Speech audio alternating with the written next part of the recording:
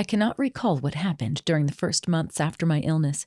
I only know that I sat in my mother's lap or clung to her dress as she went about her household duties. My hands felt every object and observed every motion, and in this way I learned to know many things. Soon I felt the need of some communication with others and began to make crude signs. A shake of the head meant no, and a nod yes. A pull meant come and a push go. Was it bread that I wanted? Then I would imitate the acts of cutting the slices and buttering them. If I wanted my mother to make ice cream for dinner, I made the sign for working the freezer and shivered, indicating cold. My mother, moreover, succeeded in making me understand a good deal. I always knew when she wished me to bring her something, and I would run upstairs or anywhere else she indicated. Indeed, I owe to her loving wisdom all that was bright and good in my long night.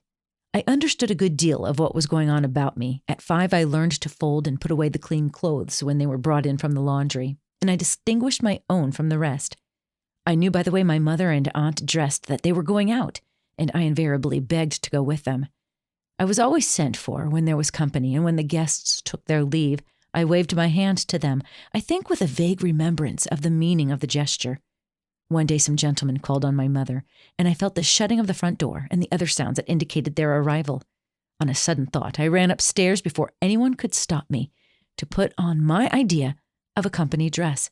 Standing before the mirror, as I had seen others do, I anointed mine head with oil and covered my face thickly with powder.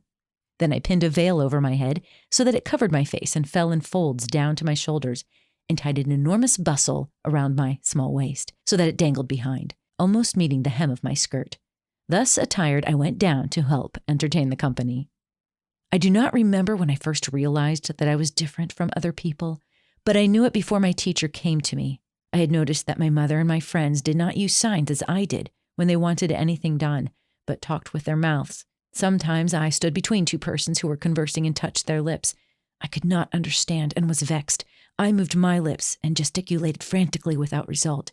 This made me so angry at times that I kicked and screamed until I was exhausted.